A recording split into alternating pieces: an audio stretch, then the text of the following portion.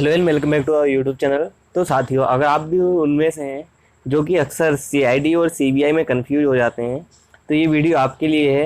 और इस वीडियो को देखने के बाद आपको लाइफ में कभी भी सीआईडी और सीबीआई के बीच में कभी कंफ्यूजन नहीं होगा। आपको जो भी डाउट्स हैं वो सब सोल्व हो जाएंगे। तो चलिए स्टार्ट करते हैं इस वीडियो में।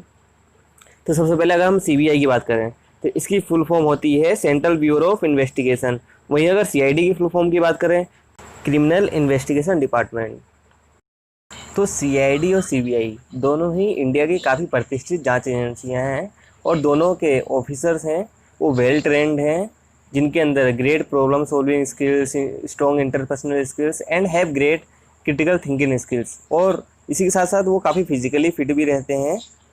तो अगर बात करी जाए सीआईडी की, तो सीआईडी की जो स्थापना की गई थी वो 1902 में की गई थी ब्रिटिश गवर्नमेंट द्वारा, जो कि पुलिस जो कमीशन था उस समय, तो उनकी रिकमेंडेशन पे इसकी स्थापना की गई थी।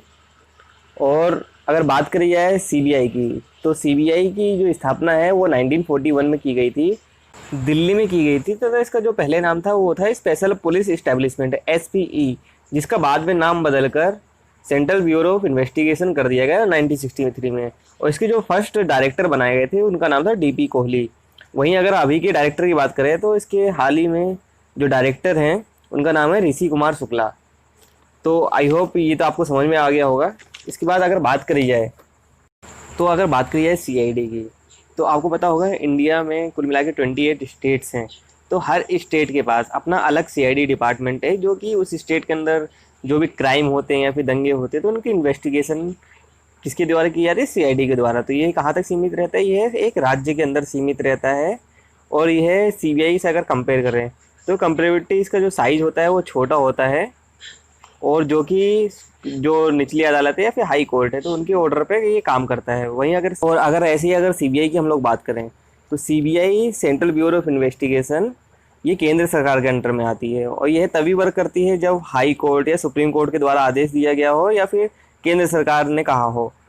जैसा कि सुशांत सिंह राजपूत के केस में भी सुप्रीम कोर्ट ने ऑर्डर दिए हैं सीबीआई को जांच के।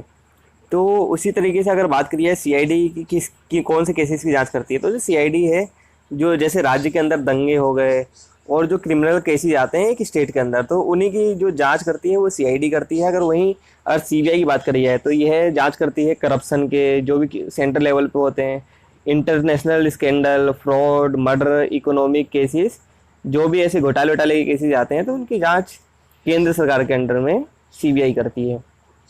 और इसके बाद तो अगर बात करी जाए आप कैसे सीआईडी और सीबीआई ऑफिसर बन सकते हैं, तो सबसे पहला ऑप्शन आपके पास है यूपीएससी का, कि आप यूपीएससी का एग्ज़ाम क्रैक करें, उसके बाद सीआईडी या सीबीआई में आप जा सकते हैं। या फिर आप अगर पुलिस डिपार्टमेंट को ज्वाइन करते हैं ग्रेजुएशन के बाद, उसके बाद आपको क्रिमिनोलॉजी का एग्ज़ाम क्लियर करना पड़ेगा सीआईडी में जाने के लिए।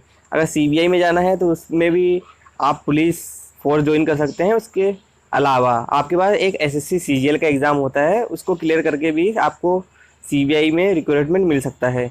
लेकिन इन दोनों ही डिपार्टमेंट की खास बात यह है कि आपको हमेशा फिजिकली फिट रहना पड़ेगा, क्योंकि आपका बाद में मेडिकल एग्जामिनेशन भी होगा और फिजिकल टेस्ट भी होगा।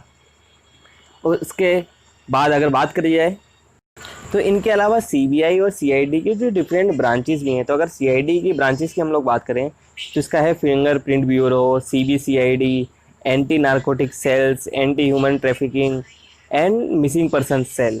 तो वहीं अगर सीबीआई की बात करी जाए तो anti corruption division, economic offensive division, policy and coordination division, special crime division, directorate of prosecution, central forensic science laboratory and administration department. तो आई होप आप लोगों को सीबीआई और सीआईडी में अंतर तो समझ में आ ही गया होगा। तो अगर आपको वीडियो पसंद आया तो लाइक कीजिए, शेयर कीजिए और हाँ, हमारे चैनल को सब्सक्राइब कीजिए। तो चलिए मिलते हैं अगले वीडियो में किसी नए इंटरेस्टिंग टॉपिक के साथ।